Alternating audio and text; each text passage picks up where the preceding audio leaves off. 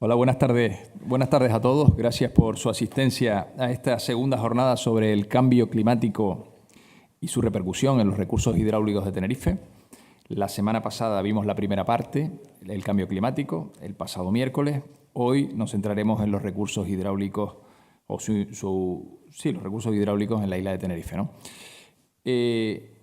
Para mí es de mucha satisfacción y un orgullo que dos personas ya retiradas hace unos años del ámbito profesional pues sigan trabajando con los mismos casi problemas que cuando estaban en su vida profesional. Desde luego que para el Consejo Insular de Aguas, al que tengo el orgullo de dirigir en estos momentos, yo creo que para la isla pues es todo un lujo y sobre todo una aportación, porque siguen aportando cosas nuevas el día a día. La tarde se dividirá en dos ponencias, una por parte de Pepe Braujo, la otra por parte de Pepe Fernández. Y quería adelantarles que esta sesión está siendo grabada. Luego será retransmitida en el canal del Cabildo, el canal de televisión del Cabildo, en streaming, y posiblemente se podrán descargar. Ahí no tengo alguna duda si se le puede descargar, pero en streaming seguro que sí. Y por otro lado, sí se les dará reparto de unas tarjetas, si no tienen bolígrafo para escribir sobre esas tarjetas, aquí tienen algunos, pues para formular las preguntas que consideren o también para formular las solicitudes de información que ustedes consideren, que le podríamos hacer llegar al correo electrónico que nos dejen las tarjetas. Con eso queremos aportarles la mayor información posible. La ponencia primera, como les adelantaba, corre a cargo de Pepe Braujo. El que no lo conozca, pues en el mundo del agua, evidentemente es un hombre bastante conocido. En el mundo del agua, el sector del agua insular, es ingeniero técnico de obras públicas e hidrogeólogo. Durante los últimos 10 años fue el jefe del área de recursos hidráulicos del Consejo Insular de Agua, del que se retiró después de una larga trayectoria profesional que empezó en el año 72 cuando llegó a la isla de Tenerife. La ponencia que en estos momentos va a comenzar es un adelanto prácticamente de un libro que vamos a presentar el día 2 de abril. Y cuando ustedes lo lean, que espero que así sea, pues coincidirán conmigo, que yo ya lo he leído, que es un excelente tomo, un excelente texto de divulgación de lo complicado que es nuestro modelo superficial, nuestra hidrología superficial y sobre todo cómo incide en el balance. Pero a lo largo de ese libro, y espero que también en la ponencia, queda más o menos claro que las ideas están, digamos, bien enfocadas después de tantos años de trabajo por parte de Pepe Braujo y de todo el equipo, evidentemente. Pues sin más dilación, doy paso al compañero Pepe Braujo. Te dejo aquí esto.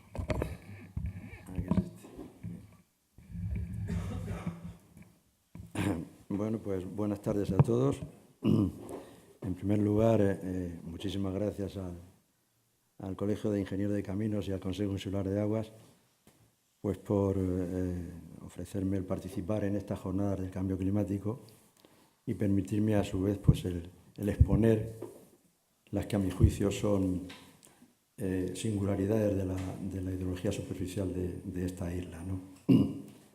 Que en concreto formará parte de este segundo bloque que pueden ustedes ver en el índice. En el tercer bloque, pues además de contarles en qué consiste un poco el modelo de diseminación de la hidrología superficial en la isla, pues contaré también cómo se acometen estas peculiaridades y cómo se resuelven en el modelo, ¿no? Y si no me he pasado del tiempo, pues incluso tengo también un resumen y conclusiones. Y empiezo ya sin más dilación. Bueno, la primera, digamos, singularidad la he encontrado en el reparto territorial de la pluviometría insular, analizado a través de los mapas de isosetas medias, de los muchos mapas de isosetas medias que he tenido ocasión de construir a lo largo de mi vida profesional. En el resto de las islas, concretamente el dibujo de las líneas isosetas en planta y en alzado, pues es sensiblemente homogéneo. Resulta de que en Tenerife la singular orografía de la isla con la montaña del Teide haciendo de elemento redistribuidor de la lluvia da lugar a un heterogéneo reparto territorial de la pluviometría que se refleja con el dibujo de las líneas isosetas medias. El flujo de nube de los temporales del noroeste al impactar con la montaña del Teide se divide en dos brazos principales. Uno se adentra por el Valle de Icoz y otro por Valle Santiago. Este último incluso, cuando llega a Bacatauce, se subdivide en otros dos, el Valle de Ucanca y el Barranco del Río. Insisto que estas son percepciones mías al dibujar los mapas de isoseta, no es lo que aprecio. Y bueno, los temporales del noreste, a la altura de Montaña Cascajo, en la dorsal este, pues desbordan también hacia la vertiente sur, alcanzando el flujo de nubes la pared de Weimar, donde por lo general quedan retenidos. Y eso es un poco el fruto de todo esto, es el mapa este de isosetas que ven ustedes ahí, ¿no? En la mitad occidental de la vertiente septentrional, esa irregular de reparto da lugar a la inversión del gradiente pluviométrico. Por ejemplo, en La Palma y en Gran Canaria, que dibujáis unos perfiles, los registros de pluviometría se incrementan de mar a cumbre. Sin embargo, en la mitad occidental de la vertiente norte, como pueden ver, se incrementan, pero solamente hasta 1100, a razón de 40 milímetros cada 100 metros de altura. A partir de los 1100 metros, cambia el gradiente, se hace negativo y la lluvia disminuye a razón de 23 milímetros cada los 100 metros de altura, ¿no? Además, se registran menores cantidades de lluvia que en otras islas a cotas similares. Ahora bien, eso no significa, por supuesto, que es que en Tenerife, por el Teide, llueva menos que lo que tenía que llover, ni muchísimo menos, y no está en mi boca decir eso, ¿no? Simplemente que la lluvia se reparte de diferente forma como se reparte en otras islas, ¿no? De hecho, pues miren, por ejemplo, en la Anaga y en la dorsal este, ajenas al efecto pantalla de la montaña del Teide, reciben cantidades de lluvia superiores a las de Gran Canaria a cotas similares, ¿no? Otra segunda peculiaridad es la lluvia horizontal. Las nubes generadas con la llegada de los vientos alisios contactan con el territorio con distintos grados de afección, depositando pequeñas gotas de agua en las hojas de los árboles. Se produce lo que entendemos por captación de agua de niebla. Parte del agua captada es devuelta a la atmósfera por evaporación. Si la frecuencia de tránsito de las nubes es alta, el agua sucesivamente acumulada en las hojas cae al suelo por gravedad. Se trata del fenómeno de la lluvia indirecta, horizontal o de niebla. Casi todo el agua se infiltra, pues apenas se genera escorrentía, quedando retenida en la capa más superficial para el consumo de la vegetación, desde donde de vuelta a la atmósfera por transpiración. Solo en determinados lugares, en ciertas épocas del año, existe recarga de este agua de niebla al sistema acuífero de la isla. Había pues que evaluar cuantitativa y distributivamente la captación natural de agua de niebla y su grado de participación en el ciclo hidrológico insular. Una tercera peculiaridad o singularidad, pues la unidad territorial de cálculo en la modelización de la hidrología. Me explico. La generalidad de los modelos de simulación de la hidrología de superficie adoptan mallas reticulares con cerdas de 1000 por 1000 metros para discretizar el territorio que se va a analizar. En la primera versión del modelo de Tenerife también se adoptó ese paso de malla, 1000 por 1000. Sucedía que los valores más altos de la precipitación horizontal se concentran apenas en unas decenas de metros a ambos lados de la línea de cresta, que son divisorias de cuencas y vertientes. Con celdas de 1000 por 1000 se estaban desvirtuando dichos valores. Además, la representación y definición de determinadas características del manto superficial que cubre la isla, tales como la densa red de drenaje natural. En una misma celda de 1 kilómetro pues aparecían varios barrancos con características distintas, o la gran diversidad geomorfológica y edafológica, exigía que se operara necesariamente con una retícula con mayor grado de detalle. En la segunda versión se adaptó al modelo una retícula de 200 por 200 metros. De esta forma, la modelización matemática del sistema parte de la discretización de la isla en una malla de 50.645 celdas de 200 por 200 metros, que componen los contornos dentados de más de 1000 cuencas hidrográficas con salida al mar. Una cuarta peculiaridad es la escorrentía. De entrada ya en la isla no existen ríos de curso perenne, ¿no? Bien, la escorrentía es el elemento del balance más irregularmente repartido por la geografía insular. En el régimen de aportaciones de las cuencas tinerfeñas se combinan unas precipitaciones irregulares en el tiempo y en el espacio con unas dispares con unas dispares condiciones geomorfológicas y edafológicas, así como una variada cubierta vegetal. La combinación de estos tres factores da lugar al denominado umbral de escorrentía característico. El umbral de escorrentía relativo a un suelo determinado representa la cantidad de agua de lluvia por encima de la cual se genera escorrentía, pues se ha superado la capacidad de infiltración de ese suelo. Depende, como hemos dicho, del tipo y uso del suelo, de la pendiente del terreno y, en último término, del estado de humedad del suelo en el momento de recibir el aguacero. Evaluación de los umbrales de escorrentía insulares. Pues empezamos por su verificación y caracterización en base a un reconocimiento exhaustivo de todas las cuencas, una por una, recorriéndolas pues a pie, palmo a palmo, haciendo anotaciones de campo o reportajes fotográficos. Y luego un análisis de gabinete donde recopilábamos esa información y la contrastábamos, ¿no? A continuación, hacíamos con todos esos datos una representación esquemática de las características de las cuencas, de cada una de las cuencas. Esta es una de ellas, concretamente la del barranco de Tamadalla. Estos croquis nos aportaban una visión general del sistema arterial de drenaje de la cuenca, en la que se representan las formaciones geológicas que afloran en superficie y el grado de permeabilidad que les corresponde. Además, se incorporaban carreteras, canales, obras de captación, bancales de cultivos y cualquier otro accidente que tuviera o que interceptara, que tuviera que ver con las escorrentías en general, ¿no? Bueno, pues una vez que con estos datos el cálculo del umbral de escorrentía se había combinando la permeabilidad primaria de los suelos con la permeabilidad secundaria del suelo de cobertera, ¿no?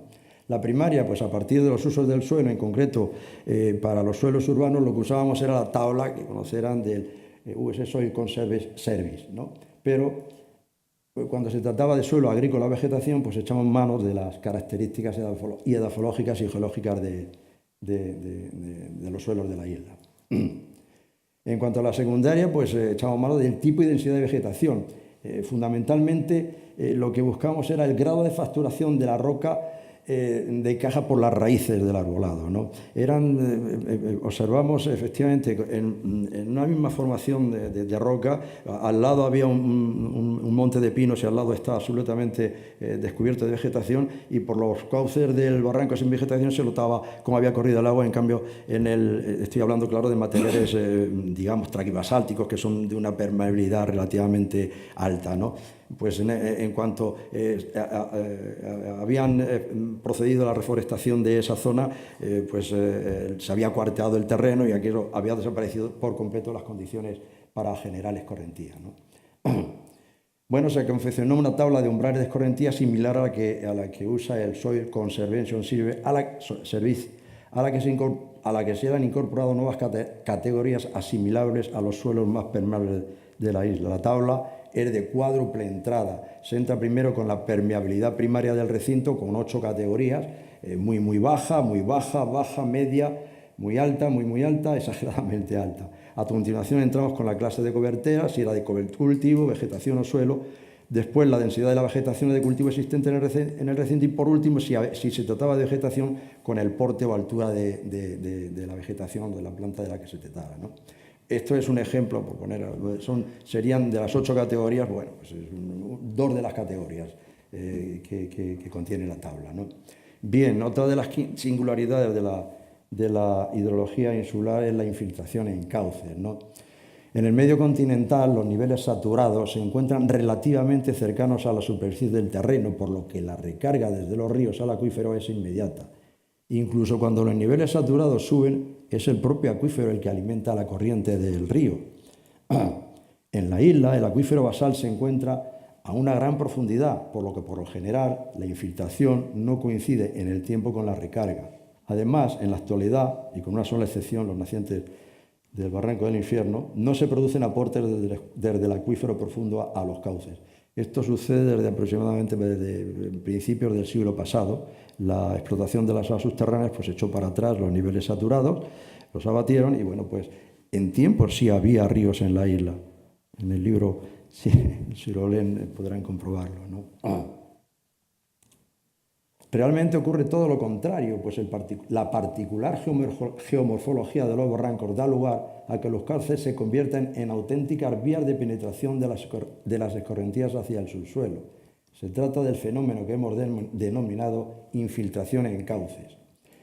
Y hay dos situaciones clásicas. Una que la he llamado focos locales o aislados de infiltración. Bien, en alzado las formaciones volcánicas se apilan según series de antigüedad decreciente y además dentro de una misma serie se alternan masas rocosas de distinta litología que generalmente se disponen en capas de poco espesor, entre las que suelen intercalarse otras capas de materiales mucho más sueltos, como son, por ejemplo, pues, los piroclastos, ¿no? La erosión a que someten las corrientes de escorrentía a la roca de cobertera deja al descubierto en más de un punto materiales escoriáceos de alta permeabilidad a los que se asocian grandes ollas que, haciendo de sumideros, atrapan parte del caudal de avenida. La segunda variedad, digamos, los llamados focos continuos de infiltración. Los suelos de las cuencas de cabecera que ocupan los Altos de Vilaflor y Arico se caracterizan por la presencia de materiales fonolíticos de baja permeabilidad, muy propicios para generar aguas de escorrentía, como ven en la fotografía, incluso se conservan los charcos ahí durante bastante tiempo. Sucede que a partir de un cierto recorrido estas coladas de materiales fonolíticos acaban por enterrarse bajo materiales de series mucho más recientes, generalmente traquillas basálticas muy permeables, donde la generación de las escorrentías solo se produce a partir de aguaceros copiosos e intensos. Los cauces que discurren entre estos materiales son tan o más permeables que sus laderas vertientes. Acaban por tragarse las aguas de escorrentía procedentes de las cuencas de cabecera. Una sexta peculiaridad reside en el tipo de aprovechamiento de las aguas de escorrentía superficial. La infraestructura clásica de explotación de los recursos superficiales mediante grandes presas en el cauce de un barranco no es característica en la actualidad en Tenerife. El medio de almacenamiento para las aguas superficiales adoptado durante las pasadas décadas ha sido la balsa. Ubicadas fuera de los límites de los barrancos, reciben a través de conductos de derivación las aguas de escorrentía captadas en los cauces por los tomaderos. Esta concretamente es la balsa de Trevejos y el tomadero de Trevejos. El esquema general de aprovechamiento, captación, transporte y almacenamiento puede ser bien complejo y depende de factores tales como de la capacidad de captación del tomadero, de la capacidad del conducto de derivación, que puede ser individual o compartido. Cuando es compartido, pues resulta que las aguas captadas en cada tomadero tienen que competir con las que entran al conducto por los otros, ¿no? Por el resto de los tomaderos. Y también, por supuesto, de la capacidad del conducto general o conducto colector. Ahí tienen un ejemplo. Este es el esquema de aprovechamiento del embalse de Montaña de Taco, con un aprovechamiento, como ven, de varias cuencas, de la escorrentía superficial de varias cuencas. Bueno, eso da lugar a que el caudal de agua de escorrentía circulante por el cauce que podría ser aprovechado está limitado por las capacidades estas que les he hablado, ¿no? Es necesario conocer, para poder evaluar, el hidrograma del aguacero y operar, por tanto, con datos diarios. Bueno, y una última, efectivamente, factor del que depende el aprovechamiento de las aguas superficiales es que en las balsas se aprovecha, están destinadas sobre todo a almacenar aguas subterráneas, y las aguas superficiales, por supuesto, pues tienen que competir con ellas a la hora de entrar en la balsa. Una séptima singularidad reside en el balance de agua en el suelo. En cada unidad territorial, las celdas de 200 por 200 metros, el agua accesible a la evapotranspiración se corresponde con la lluvia recibida, la convencional más la horizontal, menos la fracción de esa lluvia convertida en escorrentía dentro de la celda. La hemos llamado escorrentía propia. El balance del agua en el suelo se establece contrastando ambos términos bajo tres alternativas. De forma muy elemental, porque es muy complejo, muy simplificada y asumiendo determinados supuestos, estas serían las tres alternativas. Cuando el excedente de agua es igual a la evapotranspiración potencial, pues bueno, pues si coinciden todo el excedente, está claro que se lo queda la evapotranspiración. Es decir, y en ese caso, por la infiltración es cero. Si el excedente es mayor, una vez satisfecha la evapotranspiración, el excedente aún, lo que pueda quedar, pues cumplimenta el déficit de agua de reserva, si es que existe, y todavía si queda agua es cuando el agua que se ha infiltrado pasa a la recarga, ¿no? Y por último, la última alternativa, la última opción es que este excedente sea menor que la evapotranspiración. Entonces, por supuesto, todo se lo queda la evapotranspiración y no queda ni nada de agua para la infiltración o la recarga. Bueno, pues además de las ya referidas variables hidrológicas, la precipitación convencional, la lluvia horizontal y la escorrentía, en el balance de agua en el suelo aparecen nuevos términos. Entre ellos hemos mencionado pues, la evapotranspiración potencial y la reserva de agua en el suelo, ¿no? Bueno, pues una octava singularidad es la evapotranspiración potencial en relación con el mar de nubes, con el famoso mar de nubes y la insolación. El denominado mar de nubes da lugar a dos situaciones climáticas bien diferenciadas. La zona por encima del mar de nubes se caracteriza por su alto número de horas de insolación. Yo la he llamado zona de luces, ¿no? Y la inferior, en la vertiente norte, cubierta por el manto de nubes, se ve privada de los rayos del sol durante bastantes días al año. La zona de sombras, que la he llamado. Para la evaluación de la evapotranspiración potencial es imprescindible aplicar fórmulas en las que participe esta variable climática, directa o indirectamente.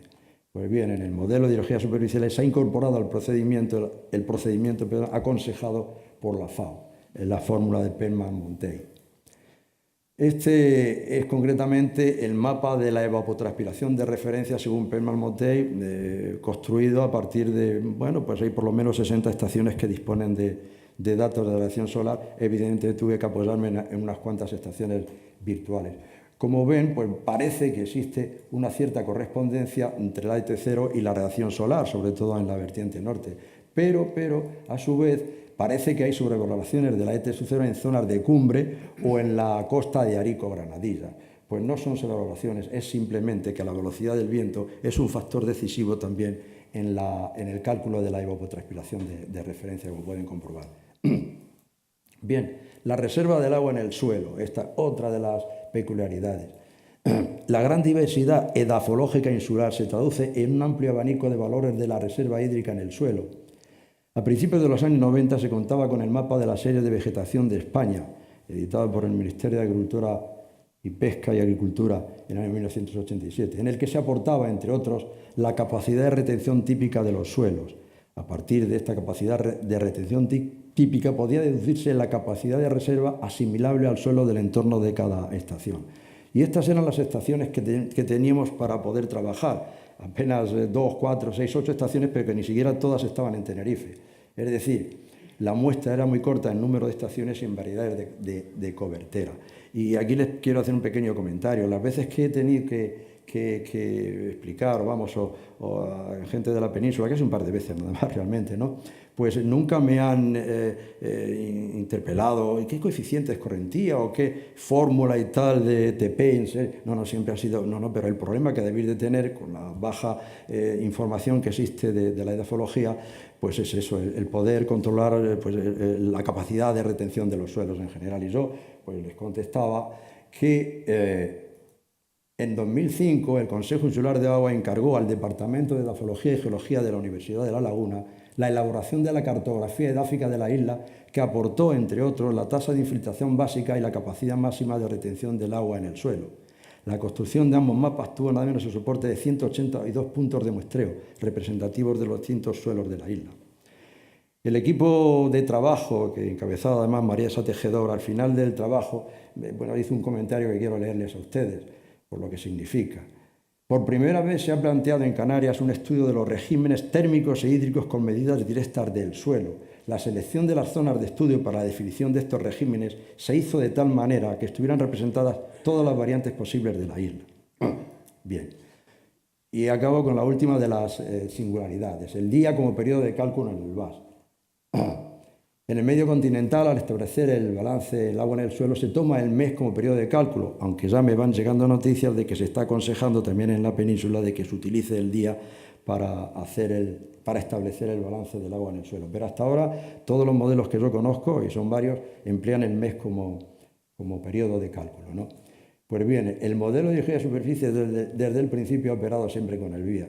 Y lo van a entender con un ejemplo que les he puesto aquí, que también está en el libro, por supuesto. Imagínense este mar de lavas allí en Bocatauce y que un día del mes de noviembre, ahí he puesto el día 15, sobre este manto de lavas cae una precipitación de 100 milímetros.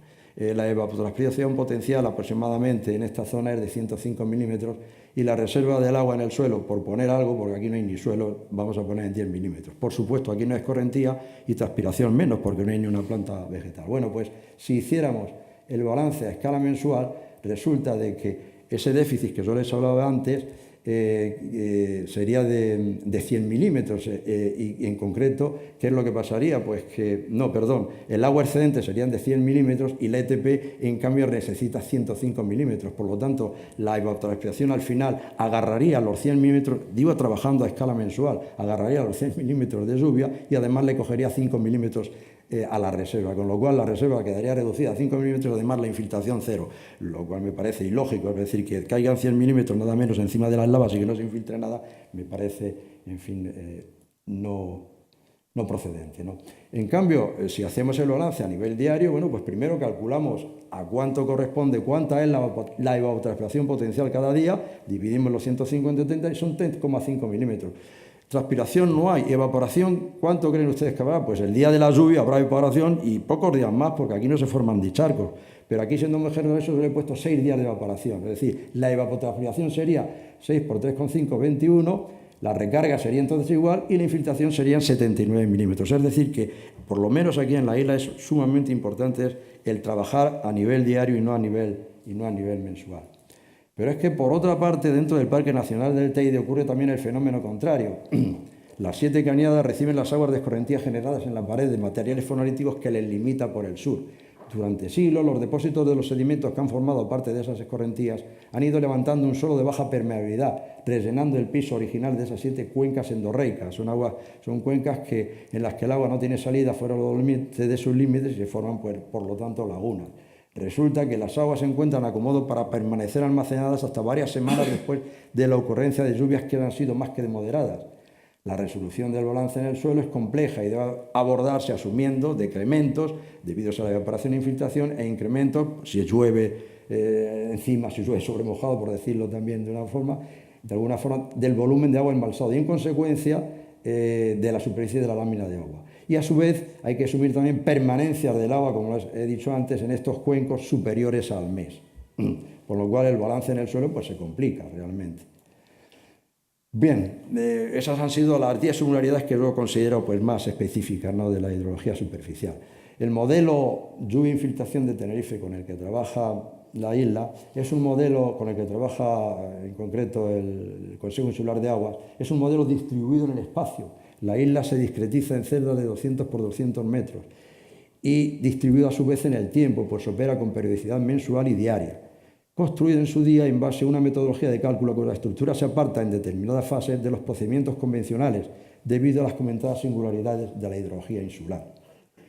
La lluvia completa, la directa más la horizontal que recibe la isla se reparte entre las diferentes variables hidrológicas que componen el balance hídrico insular: la escorrentía, la evapotranspiración, la infiltración, la variación de las reservas y el agua embalsada en balsas o presas, ¿no? Esta sería la ecuación del balance. Bien, todos sabemos, las aguas superficiales apenas representan el 1% de la oferta hídrica en la isla. Son las aguas subterráneas, como saben, las que proporcionan más del 80% de esa oferta. Estas proceden de un sistema acuífero cuyo principal aporte es la recarga de la lluvia. La infiltración efectiva o agua de recarga se deduce en el modelo, desplazándola al primer término de la ecuación general al establecer el balance hidráulico. El modelo de hidrología superficial de Tenerife es, por tanto, un modelo lluvia-infiltración. Este es un modelo de lluvia escorrentía, realmente quizás sea el más popular o el de más uso en la península, el SIMPA. Fue utilizado por el Libro Blanco del Agua y en varias demarcaciones hidrográficas se ha usado también en la planificación, ¿no? Como digo, este es un modelo lluvia escorrentía y el de Tenerife, este sería el modelo lluvia-infiltración. El esquema de la primera fase del procedimiento, es decir, en la parte alta, es similar en ambos, solo les diferencia la presencia en el modelo de Tenerife de la lluvia horizontal. Es en la segunda fase cuando se separan en los planteamientos debido a dos circunstancias constatadas en el ciclo hidrológico de Tenerife.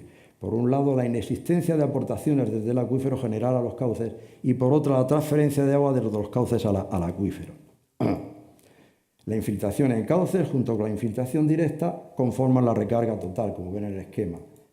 Las descargas al mar, tanto las superficiales desde los cauces como las subterráneas desde el acuífero general, completan el recorrido de agua en la isla. La infiltración efectiva o agua de recarga en el proceso de cálculo del modelo es el elemento incógnita del balance. ¿Qué significa esto? Pues que habrá que averiguar con la mayor precisión los valores y la distribución territorial de las variables climáticas y hidrológicas que conforman el segundo término de la ecuación para garantizar la fiabilidad de los correspondientes a la recarga, ¿no? En cuanto a la precipitación, que estaría encabezando esa lista, ¿no? Pues, bueno, pues primero les comento aquí que en el año 44-45 es cuando se implementa la red oficial de control pluviométrico, que en el 85-86, a instancias del ICONA y del antiguo Instituto Nacional de Meteorología, se densifica la red con nuevos pluviómetros totalizadores que cubrieron la zona de cumbre, y que desde entonces la red ha ido creciendo con la aparición de otras nueve redes, el ICIA, Agrocabildo, el Parque Nacional del Teide, la Agencia de Medio Ambiente y el ITER. Bueno, pues a partir de los registros de unas 250 estaciones pluviométricas, con el apoyo de un número similar de estaciones virtuales ubicadas en lugares estratégicos de la isla, la herramienta gestor de modelos climáticos del modelo extrapola a las 50.645 celdas de la isla la precipitación mensual de cada mes del periodo elegido en todas las celdas.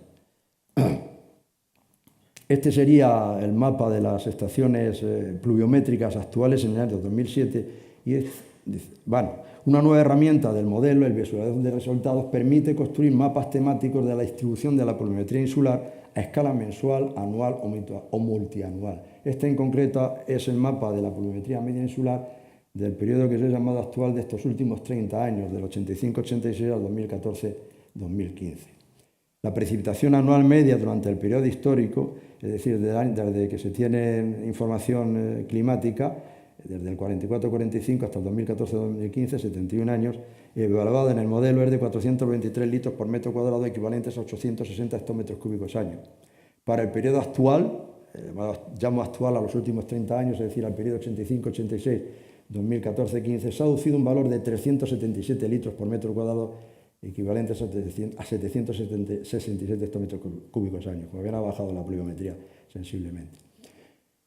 La precipitación, ¿cómo se deduce? Bueno, en el modelo, la precipitación de agua de niebla o la lluvia horizontal se deduce empíricamente a través de un submodelo de simulación creado ex proceso, a partir del cual, y bajo la consideración de las variables climáticas, humedad relativa del aire, velocidad del viento, de las características del manto de nubes, su procedencia, si son nubes de régimen de alisios o de inestabilidad atmosférica, el posicionamiento en altura de las nubes, su espesor y distribución del contenido de niebla, y la dinámica, si son nubes de desdoblamiento. Las nubes de desdoblamiento son estas que vemos cuando venimos por el sur, estas que desbordan por Anaga. Bueno, pues estas nubes de desdoblamiento son las que verdaderamente producen lluvia horizontal, o las de estancamiento, que son el famoso panza de burro del Valle de la Orotava. Esas apenas producen lluvia horizontal. Y además los parámetros relativos al territorio, la vertiente, la altitud y la cota de cresta de la zona afectada. Bueno, pues en función de todo esto es posible aproximar la definición cuantitativa y territorial del potencial climático de Tenerife para captar agua de niebla, que en general, como ven, se ciñe sobre todo a la zona de cumbres, a las crestas de cumbres de las divisorias. Posteriormente, teniendo en cuenta los elementos biológicos o naturales y las características de la vegetación, es decir, el tipo, la envergadura y la densidad, se ha podido evaluar la cuantía y distribución territorial de la precipitación de agua de niebla en la isla. Este es el mapa de distribución de la lluvia horizontal, y la precipitación total de agua de niebla se concentra en las zonas de cresta de tres núcleos principales, la dorsal este, los macitos de Anaga y de Teno. Para el periodo actual se ha deducido un valor de 46 litros por metro cuadrado, equivalente a 93 hectómetros cúbicos de año, lo que recibe la isla por lluvia horizontal. Sumando a la precipitación convencional, la precipitación de agua de niebla, resulta de que la isla recibe un total de 958 hectómetros cúbicos de agua meteórica al año, como promedio. Ha recibido durante el periodo de estos 71 años, del 44-45 al 2014-2015. Y este sería el reparto territorial, en este caso el reparto le he ceñido al periodo, a los últimos 30 años. Como ven, en la zona de cumbre de la dorsal este, pues la isoseta supera los 1.900 litros por metro cuadrado. Insisto que es la suma de la precipitación convencional más la lluvia horizontal. Bueno, ya tenemos la materia prima. El modelo empieza, cuando calculada la precipitación, evaluada la precipitación, con el cálculo de la escorrentía. El proceso se lleva cuenca a cuenca y celda a celda.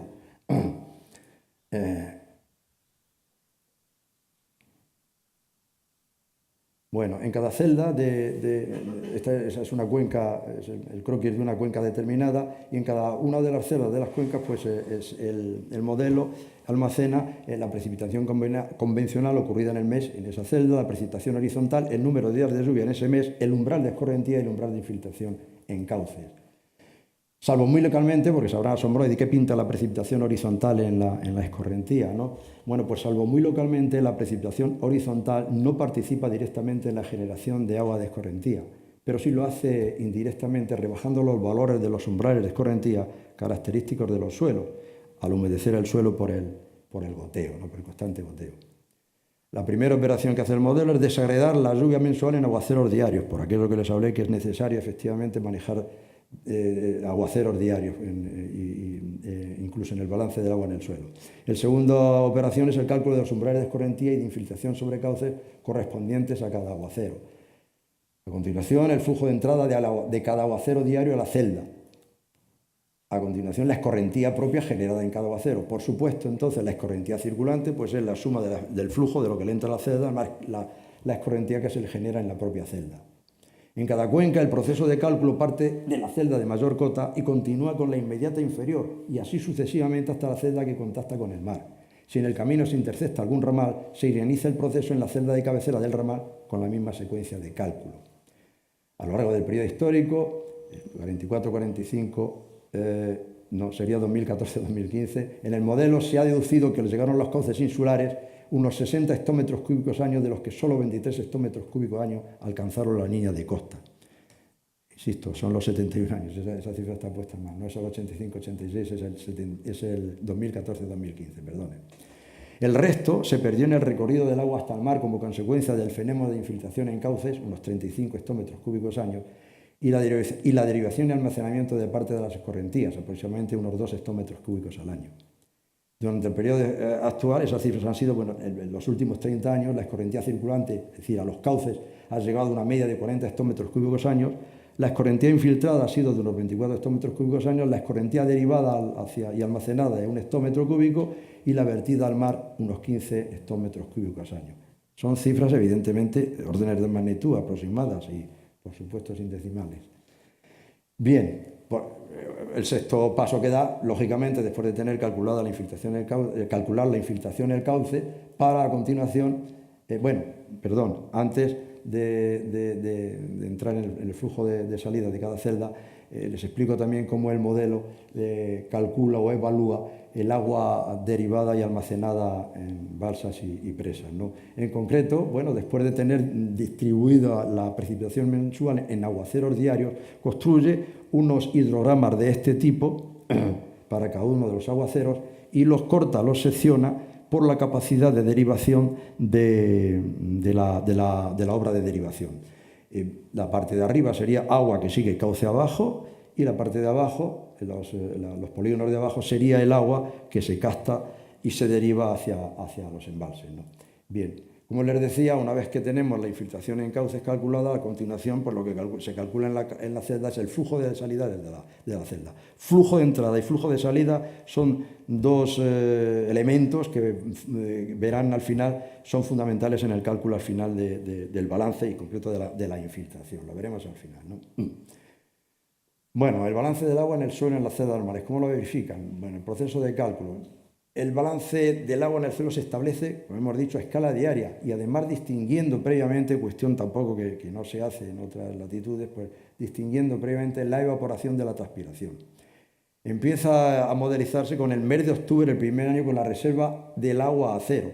Y cada celda y mes a mes opera con las tres alternativas que vimos al principio y que no voy a explicar otra vez. A partir del desarrollo de estas tres alternativas, el modelo calcula en qué queda la reserva final a final de mes, y la evapotranspiración. En la celda del sumidero, por supuesto, pues el proceso es bastante más complejo que ese, que ya es complejo en sí, cuando lo lean ustedes en el libro, si lo leen, ¿no? ¿Cómo se distribuye temporalmente la reserva del agua en el suelo? Pues en septiembre la reserva de agua en el suelo está bajo mínimo, lógicamente. Pero con las primeras lluvias de octubre comienza el almacenamiento del agua en el suelo hasta que a finales de enero la reserva del agua se colmata. Aproximadamente, y esto sería un año medio, el suelo edáfico de la isla es capaz de retener hasta 65 hectómetros cúbicos como media. Algunos años ha llegado incluso a 80 hectómetros cúbicos, ¿no? Pero la media, ya digo, estoy trabajando con un año medio, son 65 hectómetros cúbicos los que logra retener. A partir de febrero la lluvia no es suficiente y bueno, ya se acude, la vegetación acude a la reserva. Y pues va disminuyendo paulatinamente hasta que en el mes de agosto se ha consumido prácticamente todo el agua de reserva. Observen aquí en la zona de Anaga, arriba, en la cúspide, cómo quedan ahí algunos, hay unas manchitas no verdes, ¿no? Bueno, eso se debe a que efectivamente, es que precisamente en el mes de agosto, como les comentaba, es cuando mayor producción de lluvia horizontal se produce en esta zona. Por eso precisamente es por lo que aquí la reserva todavía no tiene problemas. El suelo, no tiene problemas con la reserva de agua en el suelo. Bien, una vez que tenemos evaluada la reserva final de agua y la evapotranspiración real, a continuación el modelo lo que calcula, evalúa la precipitación eficaz, detrayendo a la precipitación total la escorrentía propia y la evapotranspiración y el incremento de la reserva, ¿no? Y una vez que se dispone en cada celda de la precipitación eficaz y de los flujos de entrada y de salida, por eso les decía la importancia de estos cálculos, que se producen en ella durante el mes M, el cálculo de la infiltración es inmediato. Haciendo esta recombinación, estas operaciones, pues resulta que la infiltración media, la infiltración de un mes cualquiera en cualquier celda es igual a la precipitación eficaz, calculada de la forma que hemos visto antes, más el flujo de entrada, como vio, menos el flujo de salida. Esto en concreto es el mapa de la recarga de la isla relativo al periodo histórico que es llamado al 44-45, 2014-2015, ¿no? Como ven, aquello que les decía, recuerdan aquello de la infiltración en cauces. Bueno, pues eso, los cauces de Oro Branco son focos preferentes de infiltración debido a ese fenómeno de infiltración en cauces. Fíjense cómo se notan las líneas, ¿no?, donde se infiltra, que coinciden efectivamente pues, con los cauces de los barrancos de la isla, ¿no? Bueno, la recarga anual media durante el periodo histórico 44-45, 2014-2015, evaluada en el modelo, es de 172 litros por metro cuadrado, equivalente a 350 hectómetros cúbicos año. Para el periodo actual, el 85-86, es decir, los últimos 30 años, se ha reducido un valor de 145 litros por metro cuadrado, equivalentes a 294 hectómetros cúbicos año. Bien, esto resumiendo, la isla recibe aproximadamente, durante estos últimos 30 años, ha recibido unos 859 hectómetros cúbicos de agua de lluvia, entre la convencional y la horizontal. Y esta pues se ha repartido, de estos 859, 548 se han evapotranspirado, 40 han ido a parar a los cauces de los barrancos y 270 han sido los que se han infiltrado directamente. Ahora bien, estos 40 que han ido a los barrancos, resulta que un hectómetro cúbico, se ha captado y derivado y se ha almacenado en balsas, 24 se han infiltrado en los cauces y 15 hectómetros cúbicos son los que se han perdido en el mar. Resulta al final que la recarga total del acuífero de agua meteórica, de agua de lluvia, es 270 más 24, 294 hectómetros cúbicos. Ha sido aproximadamente, como orden de magnitud, el agua de recarga durante estos últimos 30 años. La recarga del periodo histórico ha sido de 350 hectómetros cúbicos año. Así que... ¿Tengo tiempo? ¿Voy bien? Sí. Bueno, no, sí, bueno, pues los modelos matemáticos son herramientas valiosas para la hidrología, de cuyos resultados o predicciones se vale la planificación hidráulica en general. Ahora bien, la información que facilitan no está exenta de errores. Lógicamente, el alcance del error dependerá del grado de precisión con que se aborden determinados apartados del proceso operativo en dichos modelos. Desde el Consejo Insular de Agua se ha tratado de que ese porcentaje sea el más bajo posible, llevando a cabo, entre otras actuaciones, pues, la discretización de la isla en celdas de 200 por 200 metros, la elaboración de la cartografía edáfica de Tenerife por parte del Departamento de Edafología y Geología de la Universidad de La Laguna, que además tuvo como soporte la experiencia nada menos de 180 estaciones de control, la inspección palmo a palmo de cada cauce, cartografiando aquellos accidentes geomorfológicos que afectan a la propagación del flujo de las escorrentías y cuya principal consecuencia es la infiltración en cauces, ¿no? La implementación en el modelo de un submodelo matemático para la evaluación de la precipitación horizontal y la implementación en el modelo de la fórmula Penman-Montet ha sido la última incorporación para el cálculo de la transpiración potencial. Muchísimas gracias, eso es todo.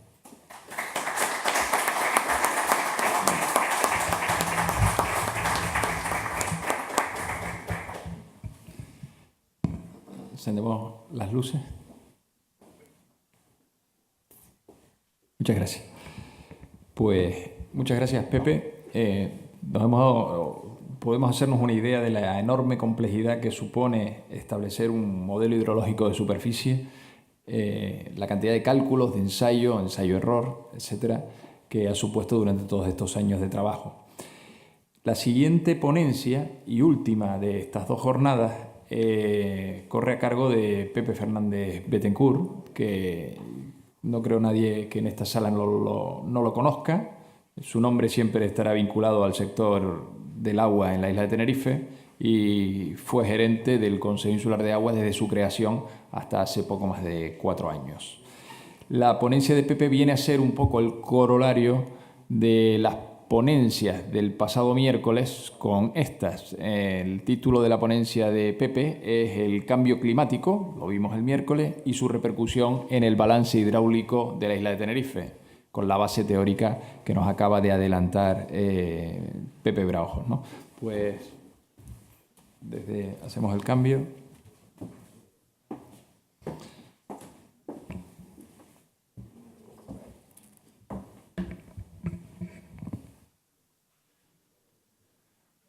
Pues le cedo la palabra a Pepe Fernández Bettencourt.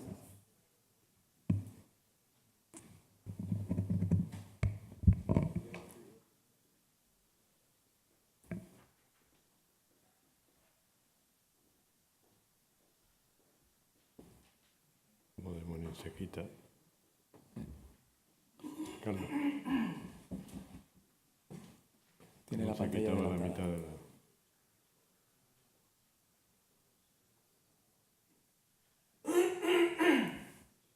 Muy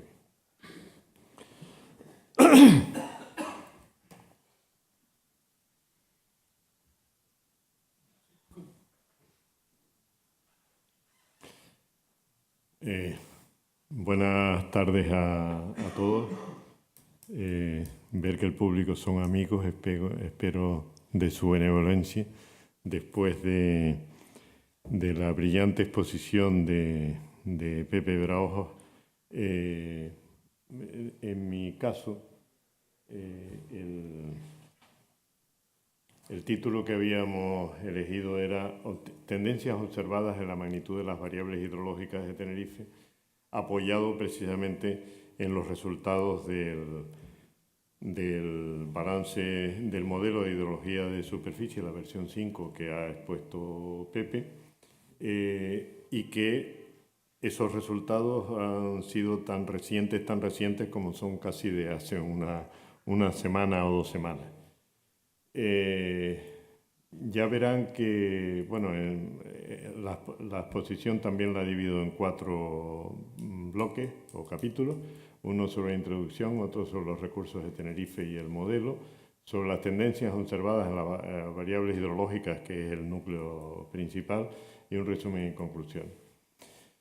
Como antecedente en esta parte de introducción, me remito a un evento que fue en el 1 de junio de 2010, que he organizado en La Laguna por la Asociación de Antiguos Alumnos y Amigos de la Universidad de La Laguna, y que era un curso de estrategias de adaptación frente al cambio climático en Canarias. La exposición de aquel momento, lo que quiero hacer la referencia a 2010. En ese momento estábamos con un nivel de conocimiento determinado. Lo del cambio climático y la Organización de Naciones Unidas pues tiene su historia. La referencia, lo complejo que es ese análisis, cómo conocer los flujos de intercambio, cómo mejorarlos, la evolución de sus variables, los potentes medios para el tratamiento de la información. Esto, la verdad, que se ha superado bastante. Nuevas metodologías científicas, y había indicios de un cambio climático de carácter antropogénico y una preocupación de la comunidad internacional. Eso llevaba a la necesidad de desarrollo de modelos climáticos globales, que ha sido la gran batalla. Algunos miembros de la comunidad científica siguen cuestionando el cambio climático que se está operando en el planeta, de que obedezca, no que cuestionando el cambio climático, sino que la causa o que las causas sean antrópicas determinantes y que no se deba a otras naturales como ciclos casi de periodo de un siglo.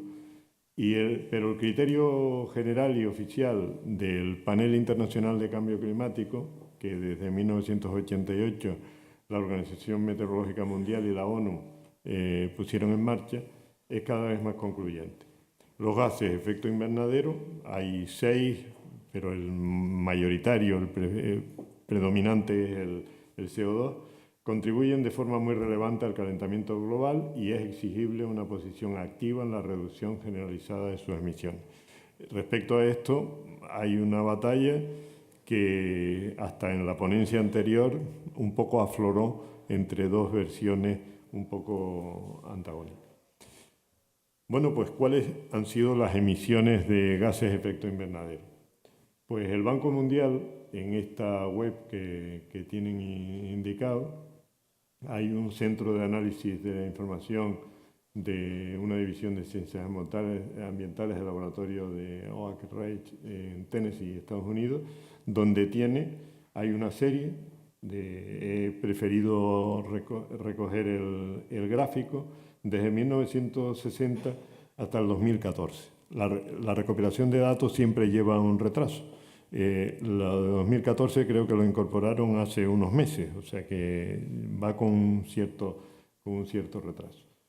Y no solo está en gráficos, sino que nos podemos descargar toda la tabla de datos. Yo lo he hecho unas Excel, y lo que quería destacar este resultado, que con los datos de 2014, en kilotoneladas, o sea que si los millones los llamamos gigatoneladas, pues en el mundo se estaba en 36,14 gigatoneladas de CO2. Y el top 16 de quiénes eran los emisores, pues los he puesto por orden y se recogen aquí. China emite 10,29 gigatoneladas año. Estados Unidos 5,25, la Unión Europea 3,2. Ahí vemos realmente los 6, ese top 6 de China, Estados Unidos, Unión Europea, India, Rusia y Japón son los grandes emisores. Estos 16 son responsables de casi el 80% de las emisiones del mundo, ¿no? Por tener una referencia en la Unión Europea, los 5 países más emisores, el quinto es España, vemos aquí los valores y suponen el 62% de... Pero si vemos este gráfico y vemos que hay un cambio de tendencia en este lugar, que es en el año 83. Si vemos el gráfico del 83 al 2014, vemos que hay una pendiente bastante acusada. Y refiriéndonos a los datos desde 1960, se observa lo siguiente, ¿no? Que desde el 83 se acelera el crecimiento global, pasando de 18,48 gigatoneladas a 36,14 en 2014. Casi se duplica en 31 años, a razón de 570 kilotoneladas año. En estas estadísticas es importante tener en cuenta que solo a partir de 1991 aparece Alemania como unificada y que a partir del 92 aparece Rusia en sustitución de la URSS. En 2005, por primera vez, China supera a Estados Unidos. 2005 fue el otro día. Supera a Estados Unidos. En aquel momento China llegó a 5,90 gigatoneladas y Estados Unidos estaba en 5,79. Desde entonces China ha crecido un 75% y Estados Unidos se ha reducido un 9%. Y desde 2012, donde ya la presión mediática y política y ambiental ha empezado a surtir sus efectos, se aprecia una contención del crecimiento en los principales países, China, Estados Unidos, excepto India. India sigue todavía creciendo con las emisiones. Los informes del panel intergubernamental tienen una cadencia de 6 años. El tercero fue en 2001, el cuarto en el 2007, y ya en el 2007 aparecen definidos los escenarios de emisiones, los que se reconocen con las siglas HRS, que son 6, aunque originalmente eran 4. El quinto informe, que es de 2013, recuerden que la charla anterior fue de 2010, ya aparecen la referencia a los modelos climatológicos globales y las sendas representativas de concentración de radiación, con 8,5, 6, 4,5 vatios por metro cuadrado. Esto es importante porque según los escenarios que se consideren en estas sendas, en los modelos climáticos globales se va por una tendencia o por otra, y esa es la presión tan fuerte en estos momentos de si no pasar del 1,5 y no llegar a 2 grados de elevación de la temperatura. Cada país se ha organizado y en el caso de España, AEMET es la responsable de las proyecciones regionalizadas para el siglo XXI. Aquí aparece la página web de AEMET donde están los gráficos, y tuvimos en directo el día 18 una exposición que hizo Emilio Cueva en la primera jornada. Hay otros trabajos del proyecto Climatic del ITCC, SENA y demás. Y está el Plan Nacional de Adaptación al Cambio Climático. Esto, he visto algunos de los autores por ahí o de los culpables, aparece recogido en el Estudio Ambiental Estratégico de la Demarcación Hidrográfica de Tenerife, documento elaborado por el Gobierno de Canarias y por Traxatec, con el apoyo también del Consejo Insular de Aguas, y tienen las referencias.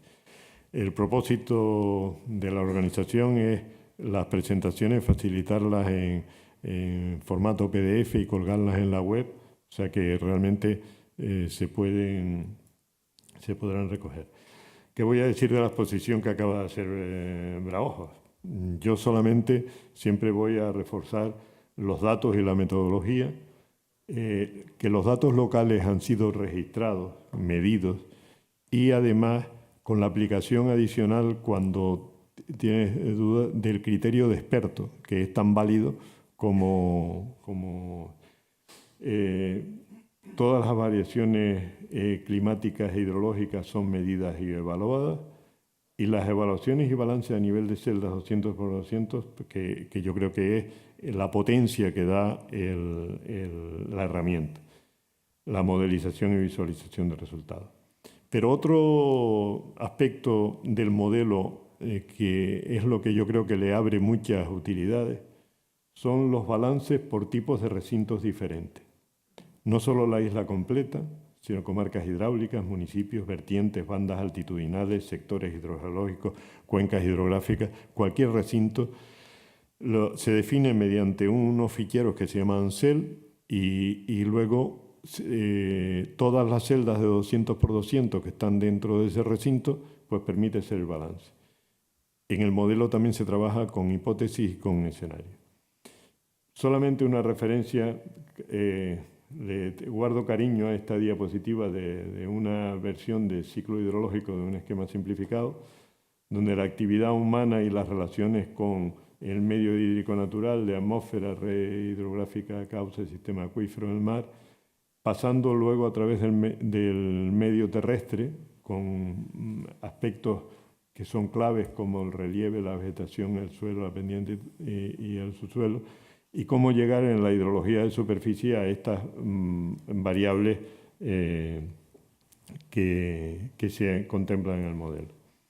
También Pepe aludió lógicamente a los balances. Solamente quería destacar que es el principio de conservación de la masa, que el ámbito espacial bien delimitado. Ahí se aparecen las expresiones del balance hidrológico de superficie de entradas y salidas o variaciones. Y un asunto que es en este modelo de lluvia e infiltración, la infiltración efectiva con la recarga de riegos que también se evaluó, son las claves de entrada al balance hidrogeológico, donde tenemos las extracciones, las salidas al mar, las subterráneas, que son muy importantes, y la variación de las reservas. Esto es otra historia, pero es clave porque las aguas subterráneas en esta isla siguen siendo todavía el elemento capital. El modelo, esta versión 5, está recientemente disponible. Digo que Pepe me ha pasado datos hace menos de 2 semanas para trabajar y el resultado de la infiltración y las salidas al mar y el modelo de aguas subterráneas decía que sería complementario con el de superficie para obtener las salidas al mar, las subterráneas y la variación de las reservas y complementar los resultados del modelo de superficie para el plan hidrológico de Tenerife de tercer ciclo, que ya está en sus inicios, ¿no? Bueno, hay un recinto o unos recintos a los que le tengo mucho cariño. Esto me recuerda las pirámides de población de las personas, ¿no? Pues si en lugar de personas por bandas cada 100 metros, lo que contemplamos está expresado en milímetros, se puede obtener también en hectómetros cúbicos año, pero vemos en color oscuro cómo va creciendo la precipitación convencional en altitud, la precipitación de agua de horizontal o de agua de niebla, cuál es el rango donde realmente tiene importancia. Estas son las entradas, pero también hay un flujo, un caudal fluyente que va pasando por debajo de las cañadas antes, ¿no? Que va pasando a las bandas inferiores hasta llegar al mar. En el otro lado, en el lado de la salida, tenemos la escorrentía propia, que es relativamente pequeña, la infiltración, que por aquello de asemejarnos el color marrón al terreno, digamos cómo varía la infiltración, y la evapotranspiración real, que tiene sus máximos por debajo de las cañadas y donde ya disminuye hacia la costa. Esto lo podemos ver también en otros términos, que es en términos relativos respecto a las entradas y las salidas. Pero bueno, ahí está y sería menos relevante. Entrando en las tendencias observadas en las variables hidrológicas, cuando uno empieza a meter y a trabajar con las Excel, entras en una vorágine donde te ves dominado por las herramientas, ¿no? La temperatura es un poco la clave del cambio climático. Las representaciones que van a seguir estas figuras son todas del modelo de 71 años. Luego ya veremos que se han hecho modelos de los 30 primeros años de esos 71, de los 30 últimos. Y eso es muy importante por lo que estábamos hablando de las emisiones de gases de efecto invernadero. Bueno, en este mare magnum, aquí está mes a mes, el gráfico y año hidrológico, pero para verlo con valores anuales, sin perjuicio de que recuerden que, con lo que ha dicho Pepe, hay trabajos que se hacen a nivel diario, hay otros que ya se acumulan a nivel mensual, y en este caso lo que estamos observando es, para poder hacer ese análisis de las tendencias con una año a año, ¿no? Bueno, en la temperatura media, la tendencia es la rectilínea tiene esta pendiente ascendente, que tomando esos indicadores de tendencia típicos, pues la pendiente esta es de todas formas relativamente pequeña en los 71 años. Estamos hablando de 0,64 centésimas de grado por año. El R2 vemos que es relativamente bajo, o sea, aquí el carácter de la variabilidad del clima es muy relevante y los valores medios, ya lo veremos luego, el valor medio de los 71 años era 16,28 y los máximos y mínimos están recogidos aquí. Si lo vamos haciendo ahora por cada variable climática, con la precipitación convencional tenemos lo mismo, valores mensuales, y los valores anuales, donde en este periodo de 71 años la pendiente ha sido descendente de 2,10 milímetros por año como tendencia. También están, porque hemos puesto las medias móviles cada 5 años, porque es que se superpone el carácter de los valores mensuales y el ciclo anual con otros ciclos de fondo que van entre 5 y 8 años. Se ven las crestas y los valles. Con la precipitación horizontal hay algo similar. Vemos también que la pendiente global es esta. Con la evapotranspiración real, curiosamente, en los valores mensuales y en los valores anuales hay una tendencia decreciente, pero es una tendencia decreciente porque había menos agua que evaporar, porque había disminuido, o sea, la media había disminuido. Esto lo veremos ahora con unos valores numéricos vistos con los dos modelos de 30 años, el inicial y el final. La escorrentía al mar, que también lo mismo, la escorrentía al mar es pequeña y además tiene una tendencia bastante descendente. La infiltración efectiva, y esto es lo más preocupante, porque la infiltración, que es la principal entrada al sistema subterráneo, es la que más se está resintiendo en el balance hidrológico. La pendiente es de menos 1,40 milímetros año. Pero, ¿qué pasa? De esto, si pasamos a analizar, en lugar de un modelo de 71 años, dos modelos de 30 años, y obtenemos algunos indicadores como los valores medios, máximos, mínimos y la tendencia, nos encontramos con comportamientos dispares. Estos valores llaman la atención que, por ejemplo, el periodo de 85-86, del año hidrológico 85-86 al 2014-2015, el crecimiento de la temperatura ha sido de 1,16 centésimas de grado centígrado cada año.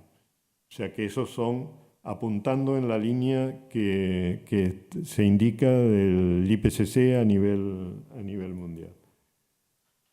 Pero por otro lado, lo que me había referido de la tendencia de, por ejemplo, la precipitación convencional en el primer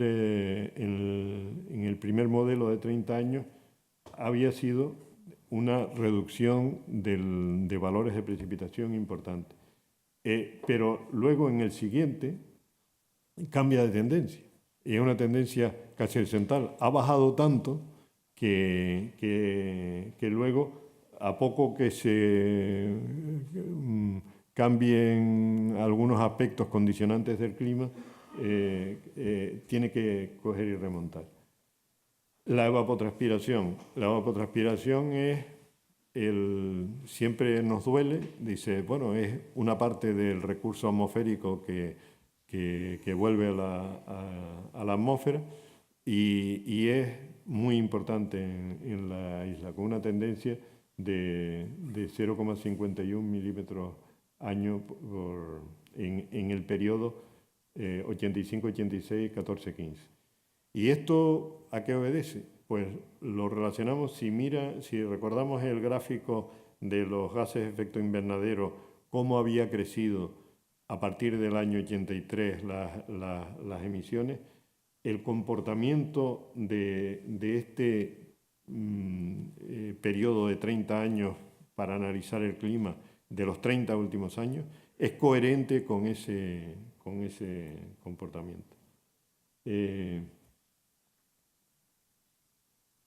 Si lo viésemos en barras apiladas, porque además somos muy dados a querer coger un número como indicador de la magnitud de una determinada magnitud en la isla. Pues vemos que incluso tomando valores medios de 30 años hay bastante disparidad. Este análisis estadístico hay que hacerlo con herramientas más potentes. O sea, las entradas totales al balance entre lluvia convencional y lluvia horizontal en el primer periodo de 30 años fueron 524 milímetros, pero es que en el último periodo fueron 423 y en los 71 años 472. Si queremos tener un número, una referencia, tenemos que saber en qué periodo nos estamos moviendo y como indicador medio. Las salidas, lógicamente, cuadran. O sea, y las dos magnitudes más relevantes son la evapotranspiración real y la infiltración eficaz. Hay los valores embalsados que son muy poco significativos. Aquí también aparece la correntía superficial al mar, como se ve que en los últimos 30 años ha sido muy inferior. Esto lo podemos ver como queramos, los números permiten, si en lugar de haberlo visto en milímetros, lo viésemos sobre los valores de entrada para cada magnitud, teniendo el original de los 30 primeros años, con los cuales nos aparece 100, veríamos que la temperatura en el siguiente periodo de 30 años ha subido un 1,75%, la infiltración ha bajado un 30%,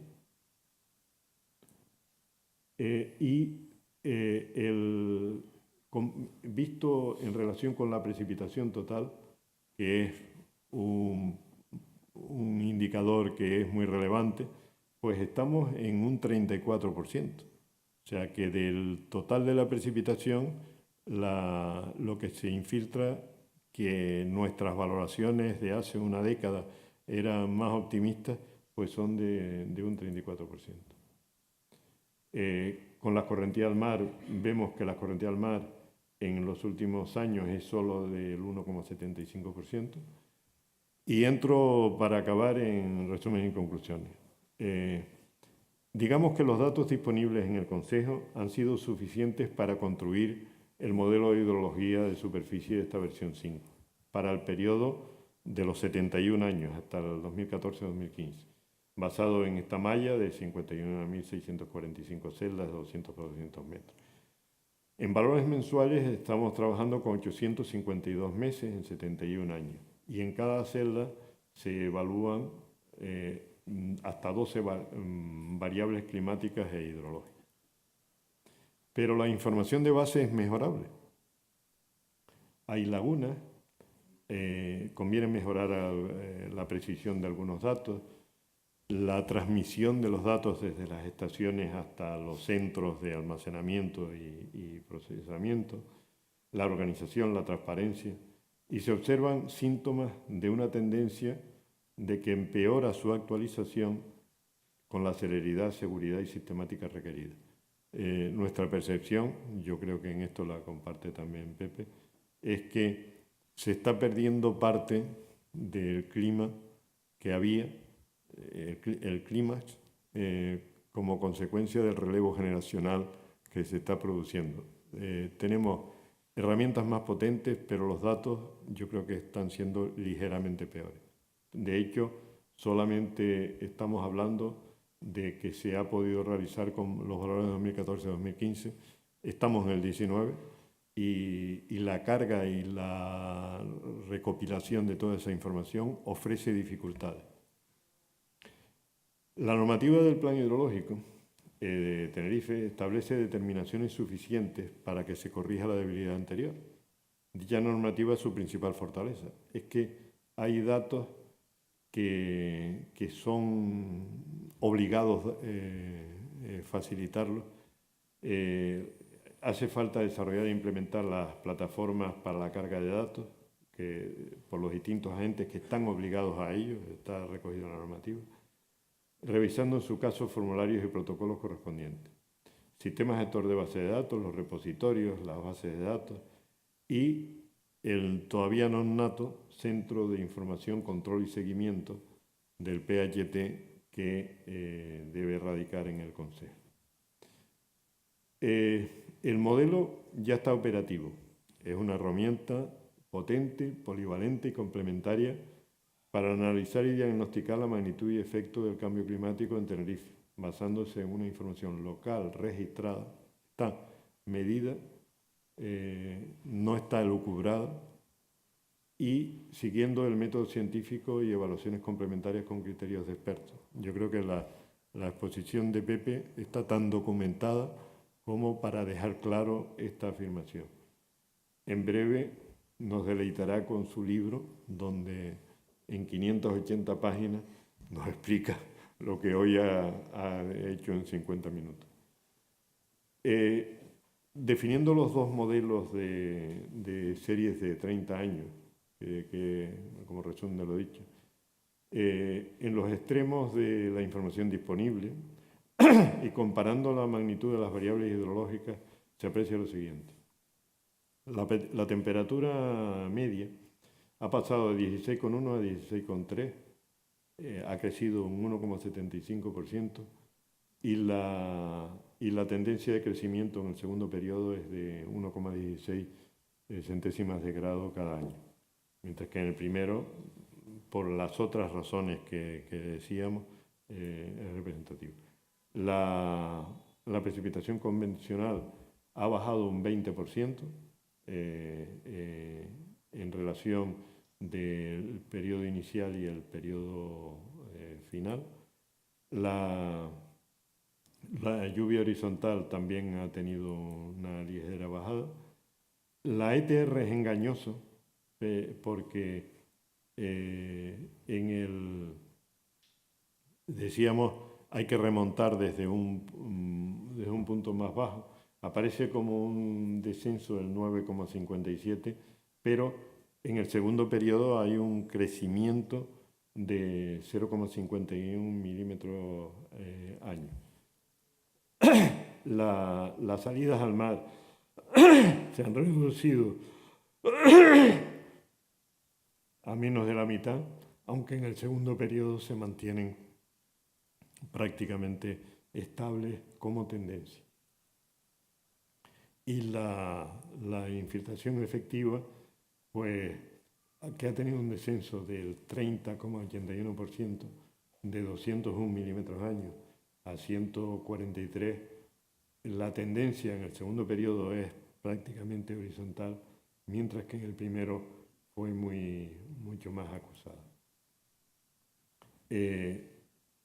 Lo ya dicho, obsérvese que la diferencia entre los dos modelos temporales es acorde con el brusco crecimiento mundial de las emisiones de gases de efecto invernadero a partir de 1983.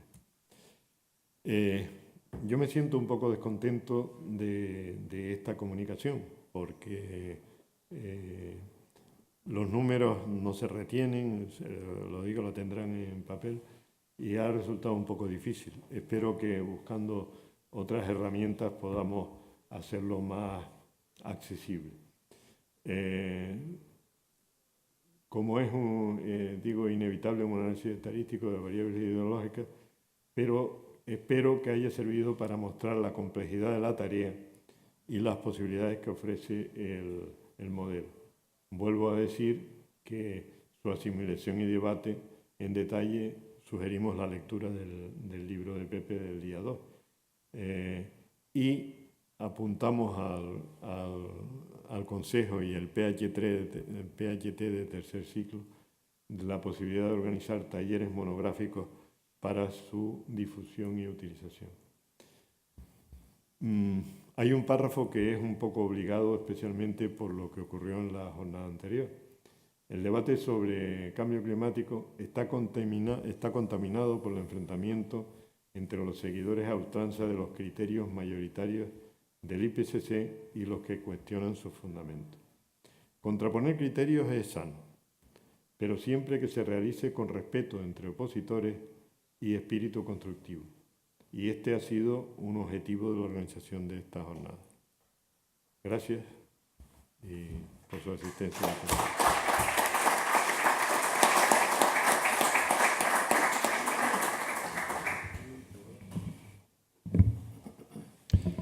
Pues muchas gracias, Pepe, por tu exposición, por tus conclusiones y por tu reflexión final. No sé si tenemos alguna tarjeta que recoger. Pues si no hay ninguna y no hay ninguna pregunta que... sí. Perfecto.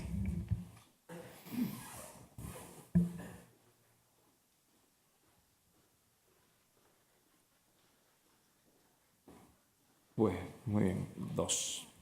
Perfecto.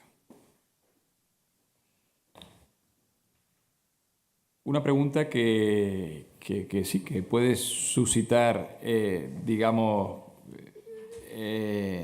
dudas, y en definitiva, en los que estamos en el sector, pues siempre tenemos ese optimismo, aunque cada vez, a medida que pasan los años, más pesimista, lamentablemente. La pregunta es la siguiente: ¿de los resultados expuestos se podría decir que el sistema ya está en equilibrio?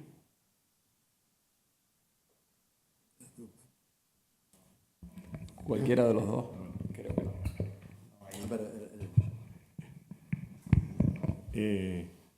Estamos siempre en régimen transitorio y el equilibrio es una cosa momentánea, temporal. Estamos en un continuo cambio.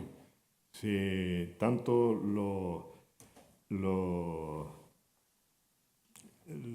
todas las variables climáticas cambian de año a año, de mes a mes, hay tendencias, entiendo que cuando se planteaba el sistema está en equilibrio, se referiría más que a la hidrología de superficie, a lo que no sería objeto de esta jornada, que es al sistema subterráneo. Y el sistema subterráneo no está en equilibrio, está con unas tendencias y además tiene una inercia muy importante. Las extracciones realizadas en la isla en los años 60 y 70 todavía se está percibiendo ese efecto en el sistema acuífero.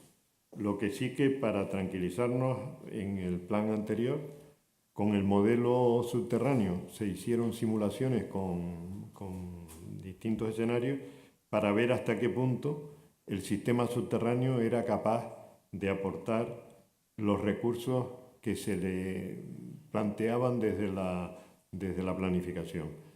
Se hicieron simulaciones incluso hasta más de 100 años y el sistema respondía en relación con lo que se le pedía a él. O sea, en equilibrio, todo está cambiando. O sea, y además hay efectos inerciales de la historia que hemos tenido. Sí, desde luego que los datos son tercos, bastante tercos. Y una segunda pregunta, esa va dirigida a ti, Pepe. ¿Se constata entonces una... Pepe también. Aquel es bravo, tú eres Pepe. ¿Se constata entonces una disminución de la lluvia en Tenerife en los últimos 100 años? Es decir, de la precipitación. Vamos, de lo que habíamos dicho y de los números, yo no soy un estadístico, perdón. Esto, en los últimos 30 años, la tendencia de esos números, valores medios, tendencias y demás, es que la temperatura sigue creciendo a un ritmo de 1,16 centésimas. Y cuando digo esto, y se estoy dando decimales, ¿no? Es que las tendencias se hacen así, de grados por año. Y la precipitación convencional y también la horizontal tienen una ligera tendencia descendente. Lo grave es que la evapotranspiración, por la elevación de la temperatura, a pesar de que hay menos agua que evaporar o que transpirar, aún así tiende a crecer. Me parece que era 0,51 milímetros año. Con lo cual, quien aguanta el palo es la infiltración. Pues son preocupantes datos. Una tercera.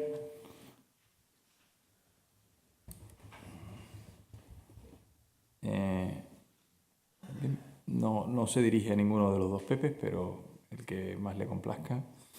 Se ha intentado recoger el agua de los acuíferos con las aguas sanitarias depuradas o regeneradas. Bueno, perdón. Se ha intentado recargar el agua de los acuíferos con las aguas sanitarias depuradas o regeneradas. Bueno, eso casi la debería de contestar el presidente moderado. Pero vamos a ver, con la recarga hay también una cierta mitificación. Tanto con las recargas de correntía de superficie como con otros recursos. La correntía de superficie ha quedado manifiesto después de la exposición detallada de Brahoja de cómo en los cauces el agua se va infiltrando a lo largo del recorrido y que por debajo de los 300 metros de altitud la correntía es muy poca y solamente casi en los picos de los aguaceros. O sea, hay una recarga natural muy importante. Un recurso que tienes en mano, más vale pájaro en mano que ciento volando. Entonces, si hay demanda para ese recurso, lo mejor es atender directamente esa demanda. Porque las recargas al sistema acuífero también tenemos esquemas muy simplificados de Given-Herben, donde con una determinada recarga parece que contenemos la intrusión marina o las salidas al mar. Para no eludir la respuesta, ¿por qué no se han estado recargando algunos sistemas con aguas residuales, digamos, depuradas? La diferencia está en si está regenerada y en ese caso es apta para un uso, y en ese sentido lo mejor es aprovecharla directamente en las demandas, reduciendo a cambio la necesidad de recurrir a desalación de agua de mar. Y si el agua está depurada pero no regenerada, pues hay dificultades para conseguir zonas de recarga donde próximas o eficaces, donde sean eficaces, y además tampoco nos podemos olvidar, dado que no es regenerada, del tema de los nitratos. O sea, uno de los problemas que tenemos en la isla, especialmente la única zona declarada vulnerable a los nitratos del Valle de los Daos, es ese problema. Entonces, recargar con aguas con contenidos en nitratos tiene su contraparte, aparte de que tampoco están próximos los lugares más adecuados para poderlo hacer. Pues yo, tomando un protagonismo que no me corresponde, suscribo las palabras que ha dicho Pepe. Evidentemente no nos sobra agua regenerada en esta isla como para introducirla de nuevo en el acuífero. No sé si hay alguna otra pregunta, ninguna tarjeta. Pues si es así, son las 9:25. Vamos ya a proceder al cierre, la clausura de la jornada. Yo les agradezco la asistencia. Quiero disculpar al consejero de Aguas, a Manolo Martínez, no ha podido asistir. Estamos en la época en la que estamos para los políticos. Y en definitiva ya le doy las últimas palabras al decano del Colegio de Ingenieros de Caminos, Canales y Puertos, que también agradezco su participación, su compromiso con el sector insular, el sector hidráulico insular. Y en definitiva, pues todo un agradecimiento por parte del Consejo Insular de Aguas. Muchas gracias. Bueno, buenas tardes. Muchas gracias, Javier, por tu apoyo en esta jornada final y con tu magnífica colaboración.